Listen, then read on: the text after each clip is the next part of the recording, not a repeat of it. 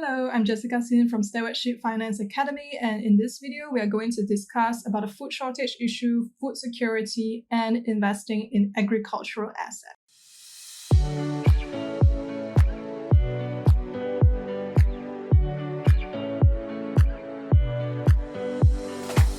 The global food shortage issue has been going on for a while now, and the United Nations reported that in 2021 alone, nearly 1 billion people went hungry last year without sufficient food, and at record high food prices in 2022 have triggered a global crisis that may drive millions more into extreme poverty, magnifying hunger and malnutrition.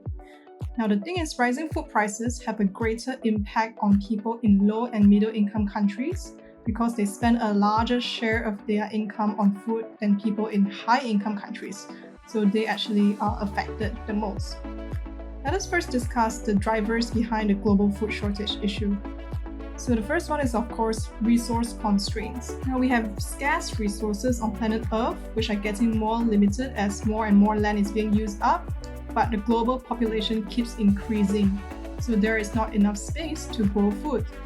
And then we also have climate change, which is also another issue that threatens sustainability. For example, weather issues like drought can result in a significant drop in crops production. And recently, we also deal with some economic situations due to several world events, like the COVID-19 pandemic has disrupted the global supply chain by causing a lot of major ports to shut down, so you have a lot of shipment delays. Then the Russia-Ukraine war in 2022 has also disrupted food production and supply. So altogether, this has led to the global food shortage issue. Now let us look into detail at food prices. So when we come to agriculture, we will have to talk about fertilizers as well, not just the crops itself, because we need fertilizers to make the crops. So because of global supply chain disruption, agricultural input costs such as fertilizers, seeds, and also chemicals have reached all-time highs. And the European fertilizer plants are significantly cutting down production because of higher energy prices as a result of the Russia-Ukraine war. So because we have less fertilizer supply, it leads to higher prices, which is then passed on to higher food prices as a result. Now, Russia actually plays a huge role in this because Russia is the world's top exporter of nitrogen fertilizer, and it ranks second in phosphorus and potassium fertilizer exports. And Belarus, which is a Russian ally, which is also contending with Russian Western sanctions, is also another major fertilizer producer.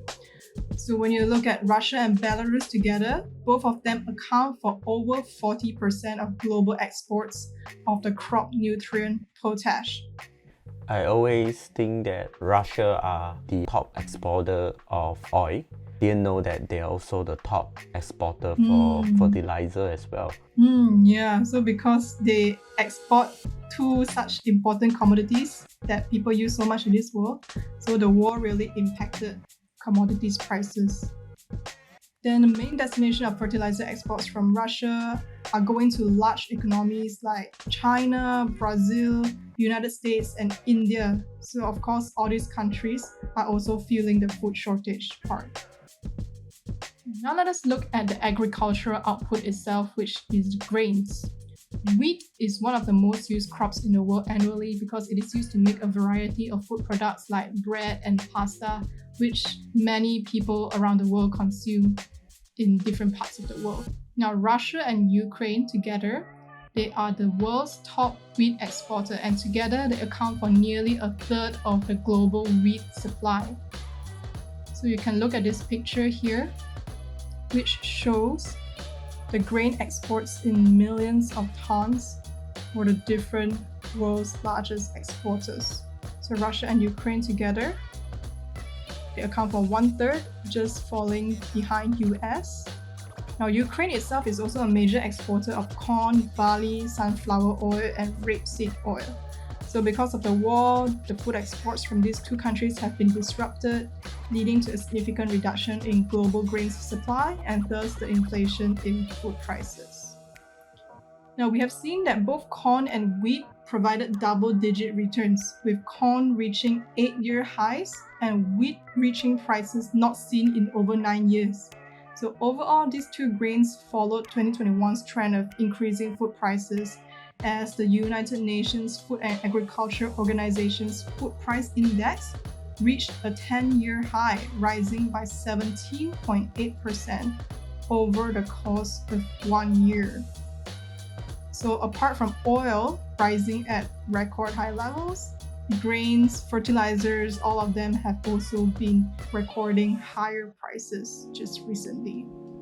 Then another issue is, of course, the trade restrictions. Due to the ongoing food shortage issue, several countries have also imposed trade-related policies with a goal of increasing domestic supply for their own citizens. So you see, as of July 15, 2022, 18 countries across the world have implemented 27 food export bans and 7 have implemented 11 export limiting measures. So this further contributes to a worsening of the global food supply issue. So I see. So what can we do in light of this to hedge against the inflation of food prices? Well, to hedge against inflation of food prices, we can invest in farmland, which is an agricultural asset.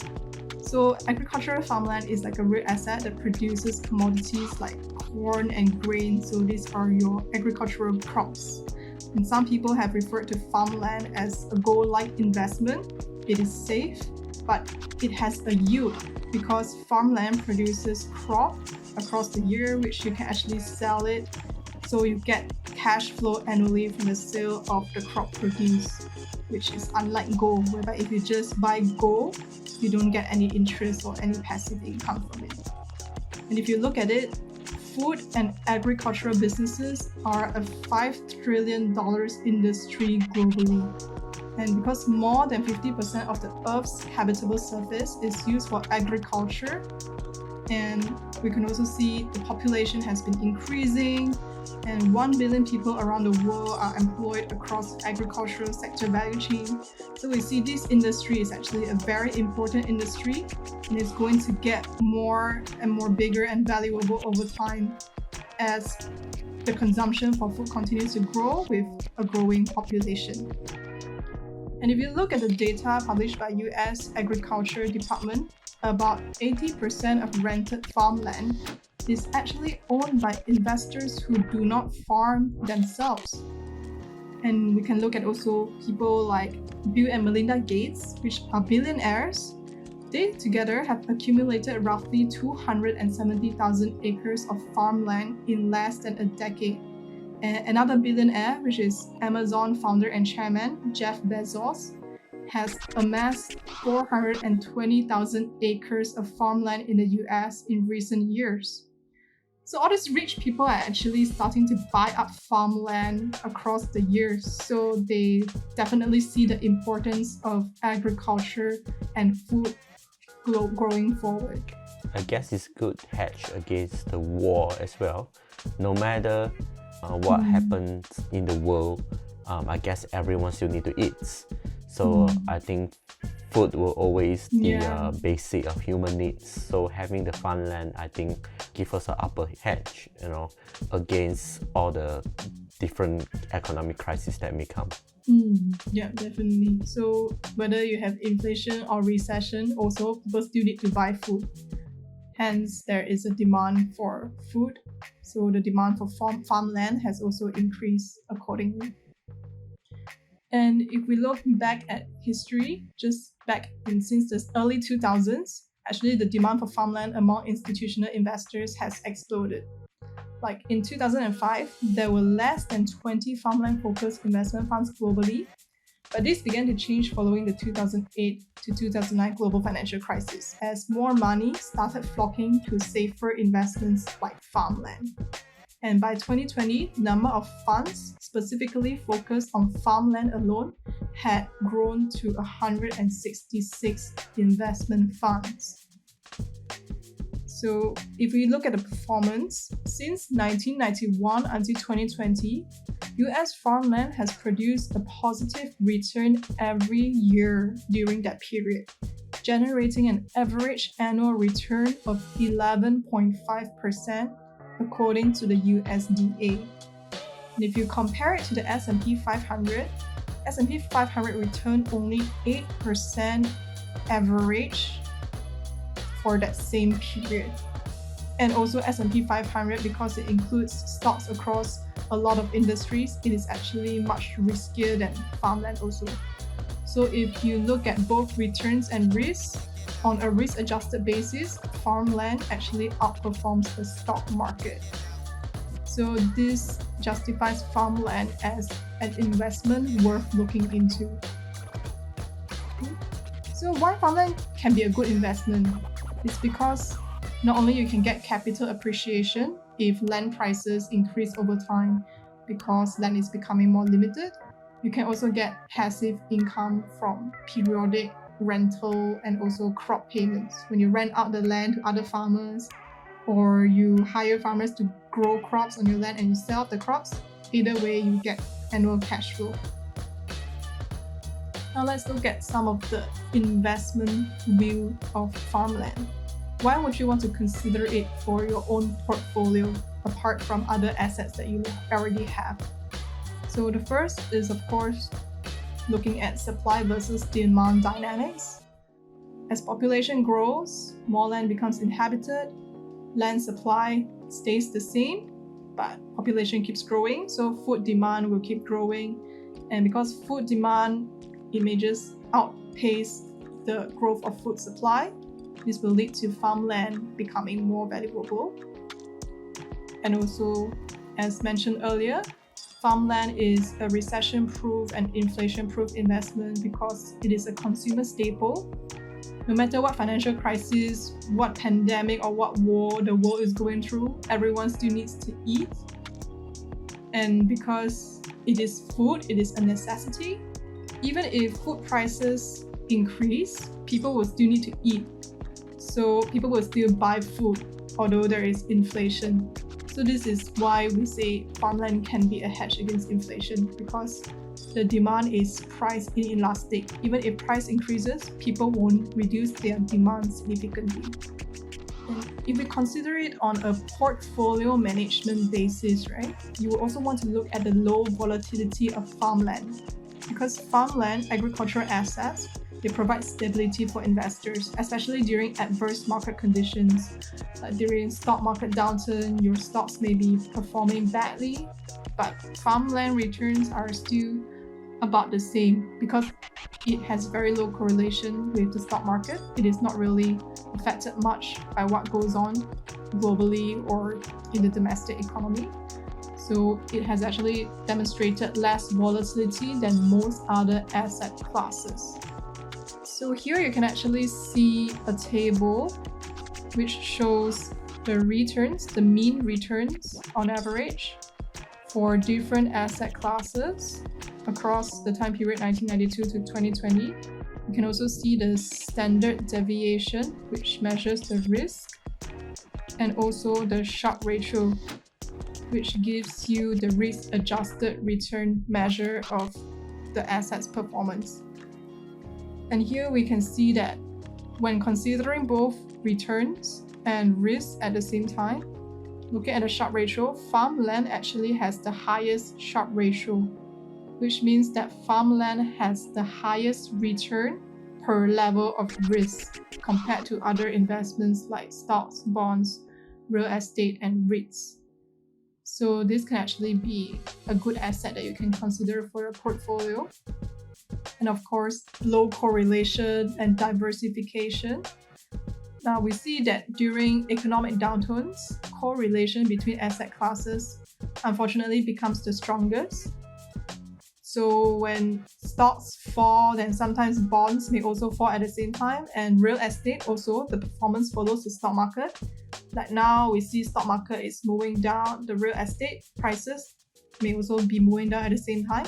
So asset classes tend to become more and more correlated during periods of economic downturn. But farmland operates independently from other assets. So it is a good way to diversify your investment portfolio during volatile periods. And then as we look across the years, technology advancement has also improved production efficiency. So we see information technology advancement has helped to make farms more efficient. We have automation, robotics, and the use of drones to fertilize crops, as well as autonomous driving capabilities, which allow farm tractors to self-drive. So all this can actually help to improve farm production efficiency over time and increase the yields of farms, which in turn can increase farming crops prices if you sell the crops. And then satellite imagery and data management systems have also allowed all these farmers to also manage their crops better, and they can also leverage data to optimize their production cycles. I think this is good, but I guess not many people has money to own a farmland. So is there a way to get exposure to agricultural assets without owning them directly? That's a very good question. So actually, even retail investors, people like you and me, can also have exposure to farmland without actually buying the whole farmland. So you can actually buy farming stocks or even stocks related to companies that sell either crops or even fertilizers. So for example, a popular company would be Archer Daniels Midland Co. The ticker is ADM. So this company is a multinational agricultural processor. It provides plant-based elements for consumer foodstuffs and also industrial biosolutions. So it sells and exports commodities around the world, including in Europe and South America. And it also processes corn as well. So it is very big in the agricultural space. But if you do not want to buy the stock of a company alone, you want it to be more diversified, you want to have exposure to more agricultural assets at the same time, then you can also consider exchange traded funds, ETFs, which hold companies that are in the agricultural space. So for example, it can be the Van Eck Agribusiness ETF, which is the ticker MOO, or even the Invesco DB Agriculture Fund, ticker DBA, or even the MSCI Global Agriculture Producers ETF, etc. So there are actually a couple of ETFs that you can choose from. Or separately, you can also choose to invest in real estate investment trusts that hold farmland. So these are companies such as Farmland Partners, the ticker is FPI, or Gladstone Land Corporation, the ticker is LAND. So by purchasing a share of these REITs, you also have a share of the cash flows provided by these REITs through the sale of the crops or the rental of the farmland. So these are all options that you can actually check out. And in contrast to having a lot of capital, by buying stocks or shares of ETFs or REITs, you only need to come up with minimal capital, yet you get about the same exposure to the farmland. So this is an area that you can look into. What about the risks to consider for an investment in agriculture assets? Well, since I touched on the returns earlier, we cannot forget about the risks as well. So when we talk about the risks, typical farmland agricultural risks would be, of course, the weather, climate change. Now, a farm could underproduce or have a low quality yield due to weather patterns, seasonal patterns. So there may be times of the year, and also depending on where the location of the farmland is, it might be susceptible to droughts, which can disrupt the crop production cycle. So of course, this is something to take into consideration. Not the whole year, it may generate consistent amounts of crops. And also from the macro perspective, prices for commodities such as corn, soybeans, and wheat, well, they very much depend on also economic conditions. Of course, as I said earlier, these foods are still typically quite recession proof, but sometimes commodities, their prices may still be affected a bit when there is fear of a recession or when oil prices fluctuate. So although they might not be that bad compared to the stocks if you buy stocks in other companies, but commodity prices is still something we need to take into consideration as a whole. And also, the returns would also depend on the US dollar as well, because a stronger dollar has been weighing on commodities like fertilizers, because when we talk about commodities, right, these are exported all around the world, so they're usually priced in US dollar. So if the dollar gets stronger, US dollar becomes higher, it becomes more expensive for people outside of globally to buy these agricultural commodities. So if this is the case, then the demand would be impacted. Yes, people still need to eat the food, but they may choose to buy a bit less because the dollar is making all these commodities more expensive. So that is also one factor that maybe have to take into consideration.